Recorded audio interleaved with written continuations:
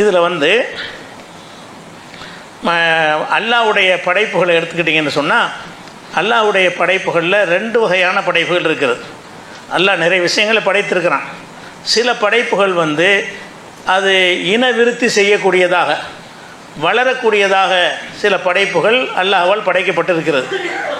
வளராமல் இயங்கக்கூடிய படைப்புகளும் அல்லாஹ்வுடைய படைப்பு. சூரியன் இருக்கிறது, அது குட்டி போடாது, அது சைஸு பெருசாக போகாது, அதுக்கு எந்த ஒரு வளர்ச்சியும் கிடையாது. அதே மாதிரி வந்து மலை செடிகள் இந்த மாதிரி பார்க்குறோம்ல, இந்த மாதிரியான விஷயங்கள் எல்லாம் அல்லாஹ்வுடைய படைப்பு தான். எல்லாமே அல்லாஹ்வுடைய படைப்பு தான். நம்ம இருக்கிற மண் கூட அல்லாஹ்வுடைய படைப்பு தான். அவைகள் வந்து இனவிருத்தி செய்யாது. கொஞ்சம் ஒரு படி மண்ணள்ளி வச்சுக்கன்னா 1.5 படி மண் அது மாறாது, அது அதே அளவில் தான் இருக்கும். அந்த மாதிரியான படைப்புகளும் இருக்குது. அல்லாஹ்வுடைய படைப்புகளில் இன்னும் ஒரு படைப்பு என்னவென்று சொன்னால், அல்லாஹ் படைத்த மாதிரி இருக்காது, பெருசாகிக்கிட்டே இருக்கும், அது வளர்ந்துக்கிட்டே இருக்கும். வளர்ந்துக்கிட்டு மாத்திரம் இருக்காது, அது தன்னுடைய வழித்தோன்றலை வேற விட்டுட்டு போகும், உற்பத்தி சந்ததிகளை பெருக்கும். அப்போ இந்த சந்ததிகளை பெருக்கக்கூடிய படைப்புகளுக்கு தான் உணவு தேவை.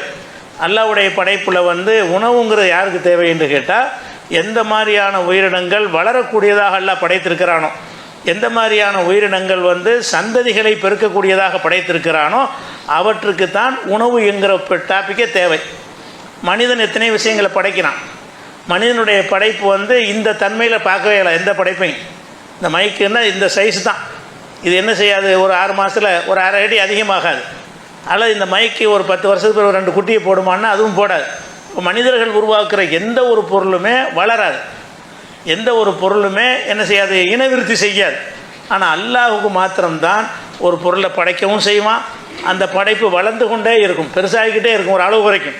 அதுக்கான பெருசாகிக்கிட்டே இருக்காது, அதுக்கு லிமிட் போட்டு வச்சுருப்பான் அல்ல எல்லாத்துக்குமே. இதனுடைய அதிகபட்ச வளர்ச்சி இவ்வளவு தான், இதனுடைய அதிகபட்சம் அவ்வளவுதான் என்று அல்லாஹ் என்ன செய்வோம், ஒன்று ஒன்றுக்கும் ஒரு எல்லை நிர்ணயித்திருப்பான். அந்த எல்லைக்கு உட்பட்டு வளர்ந்து கொண்டே இருக்கும். அப்போ வளரணுமா இருந்தால் உணவு வேணும்ல. எதை கொண்டு வளரும் என்றால் உணவை கொண்டு தான் வளர முடியும். அப்போ மனிதனாக இருந்தாலும் சரி, ஆடாக இருந்தாலும் சரி, மாடாக இருந்தாலும் சரி, குருவியாக இருந்தாலும் சரி, ஈயாக இருந்தாலும் சரி, எறும்பாக இருந்தாலும் சரி, மீனாக இருந்தாலும் சரி, புழுப்பூச்சிகள் வண்டுகளாக இருந்தாலும் சரி, அவற்றுக்கு உணவு தேவை.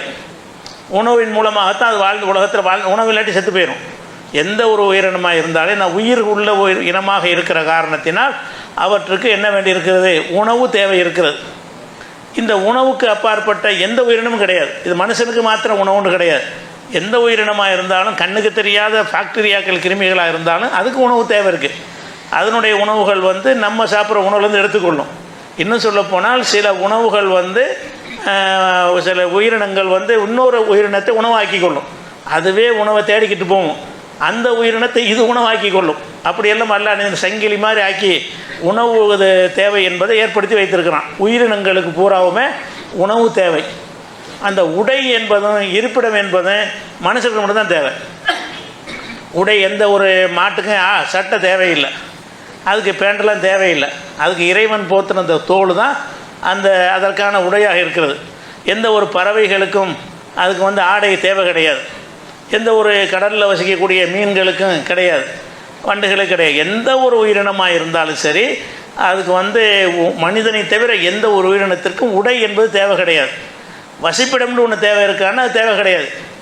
அந்த முட்டையை குஞ்சு பொரிப்பதற்குன்னு ஒரு கூடு கட்டிக்கிறோமே தவிர அந்த நேரத்துக்கு மாத்திரம். பறவைகளாக இருக்கக்கூடியவைகள் அந்த குஞ்சு பொரிக்கணுமா இல்லையா, அதுக்கு உரிய அந்த டெம்பரேச்சர் கொடுப்பதற்காக வேண்டி ஒரு கூடு கட்டிக்கிறோம். குஞ்சு வளர்ந்து அது பாட்டு பிறந்து அதை விட்டு ஓடி போயிடும். அது குடும்பம் நடத்துவதற்கு, அங்கே இருந்து வசிப்பதற்கு இடம் கிடையாது. மரக்கிளையில் உட்கார்ந்து கொள்வது அதுக்குடைய வாழ்க்கை. குருவிகளாக இருந்தால் என்ன செய்யும், ஏதாச்சும் மரக்கிளையில் உட்காந்துக்கிட்டே இருக்கும், தூங்குவது உட்காந்து கொண்டு தான் தூங்கும். அது எல்லாமே வாழ்க்கை, தாம்பத்தியம் எல்லாமே வெளிப்படையாகத்தான் இருக்குமே தவிர மனுஷனுக்கு தான் அதை தாம்பத்தியத்தை மறைவாக செய்யணும், சேர்த்து வைக்கிறத பாதுகாக்கணும், இதுக்கெல்லாம் வீடு தேவைப்படுது. மனுஷனாக இருக்கிறனால என்ன செய்கிறது, நான் அது அன்றாட உணவை வந்து சேகரிப்பாங்களே தவிர மற்ற உயிரினங்கள் வந்து சேமித்து வைத்துக்கொள்ளாது. நாளைக்குள்ளே சேமித்து வைக்கக்கூடியது. சில உயிரினங்கள், எறும்பு மாதிரியான உயிரினங்கள் வந்து மழை காலத்துக்கு உதவுவதற்காக சில உயிரினங்கள் சேர்த்துக்கொள்ளும். அதுக்கு ஒரு புற்று மாதிரி என்ன செய்யும் கூட இருந்து வைத்துக்கொள்ளும். இவ்வளவு தான். அதை நான் இருப்பிடம் என்கிற முறையில் அதுக்கு ஒன்றும் அவசியம் கிடையாது. அப்போ இந்த நம்ம மனுஷன் தான் நம்ம எடுத்துக்கிற போகிறோம். அது புரிந்து கொள்வதற்கு இதை சொல்கிறோமே தவிர நம்ம இப்போ எடுத்துக்கொள்வது என்னென்னு கேட்டால், மனிதனுக்குரிய மற்ற வகையில் சட்டம் நம்ம போட முடியுமா? ஆடு மாடுகளுக்கெல்லாம் உணவுக்கு இந்த உணவு தான் சாப்பிடணும், இந்த உணவு சாப்பிடக்கூடாது நம்ம சட்டம் போட முடியுமா? போட்டால் அது கேட்டு நடக்குமா, அது புரிந்து கொண்டுமான்னா புரியாது. நம்ம தெரிஞ்சுக்கிறதுக்கு தான் இதெல்லாம் தேவை. மற்றவைக்கெல்லாம் உணவு தேவையாக இருந்தாலும் மனிதர்களுக்கு மாத்திரம் உணவாக இருந்தாலும் சரி, உடையாக இருந்தாலும் சரி, இருப்பிடமாக இருந்தாலும் சரி, அதற்கு சட்டத்திட்டங்கள் இருக்கிறது. அதை பேணி நடக்கணும் என்பதற்கு தான் தலைப்பு எடுத்துருக்குறோம். அந்த தலைப்பை எடுத்துருக்குறோம். இல்லாட்டி நீங்களாக வாழ்ந்துகிட்டே போயிடுவீங்க. சாப்பிடுவதற்கு ஒரு மார்க் ரீதியாக சொல்லித்தர வேண்டிய அவசியம் இல்லை. முஸ்லீம் இல்லாதவங்களாம் சாப்பிடாமே இருக்கிறான், சித்தா போயிட்டான். முஸ்லீம் இஸ்லாத்தில் இருக்க மாட்டாங்க, அவனும் சாப்பிடத்தான் செய்கிறான். சாப்பிடுவதை சொல்லிக் கொடுப்பதுங்கிறதுக்கு ஒரு தேவை கிடையாது. அதை சீர்படுத்தி ஒழுங்குபடுத்தி சொல்லித் தருவதற்கு தான் இஸ்லாம்ங்கிற ஒரு வழிகாட்டி நெறி நமக்கு தேவைப்படுகிறது. அந்த வகையில் பார்த்தோம்னு சொன்னால், அப்போ இஸ்லாம் மார்க்கம் எல்லா விதமான விஷயங்களுக்கும் தலையிடுவது போல் உணவில் தலையிடும். உணவை எப்படி சாப்பிடணும், என்ன சாப்பிடணும், எவ்வளவு சாப்பிடணும், என்ன சாப்பிடக்கூடாது, அது மாதிரியான விதி சட்டத்திட்டங்கள் பூராவுமே இஸ்லாத்தில் இருக்கிறது. ஏன்னு கேட்டால், நமக்கு மரணத்திற்கு பிறகு ஒரு வாழ்க்கையை நம்ம நம்புகிறோம். அந்த வாழ்க்கையில் இறைவன்கிட்ட தப்பித்து கொள்ள வேண்டுமாக இருந்தால் அல்லாஹ் சொல்கிறபடி நீங்கள் உணவை கையாண்டால் தான் அல்லாட்ட தப்பிச்சுக்கிற முடியும். அல்லாஹ் சொன்னபடி உடைகள் அணிந்தால் தான் அல்லாட்ட நீங்கள் தப்பிச்சுக்கிற முடியும். அல்லாஹ் சொல்லக்கூடிய வகையில் உங்களுடைய வீடு வாசல் அமைத்து கொண்டால் தான் அல்லாட்ட தப்பிச்சு கொள்ள முடியும். அப்படிங்கிற அந்த மறுமை விசாரணை இருக்கிற காரணத்தினால் மனிதர்களாகிய நமக்கு மாத்திரம்தான் உணவுக்கு சட்டம் இருக்கிறது, உடைக்கு சட்டம் இருக்கிறது, இருப்பிடத்துக்கு சட்டம் இருக்கிறது. மற்றவைகளுக்கு எந்த சட்டமும் கிடையாது. தொழுக நோன்பு கூட நமக்கு தானே இருக்குது. ஆடு மாடுகள்லாம் தொழுக நோன்பு இருக்குதா கேட்பானா? அல்ல ஏன் தொழுவன்னு கேட்பானா? கேட்க மாட்டான். விபச்சாரம் பண்ணுன்னு கேட்பானா? கேட்க மாட்டான். ஒரு மாடு இன்னொரு மாட்டுடைய வக்கீலை பிடிச்சி தின்றுச்சின்னு அதுக்கெல்லாம் திருட்டு கேசெல்லாம் போடுவானா? போட மாட்டான்.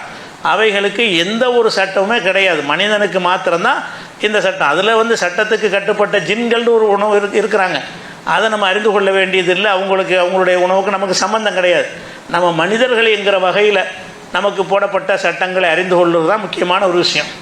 இந்த விஷயம் முதல்ல உணவை எடுத்துக்கொள்வோம். உணவு, உறைவிடம் மூணையும் பார்க்க போகிறோம்.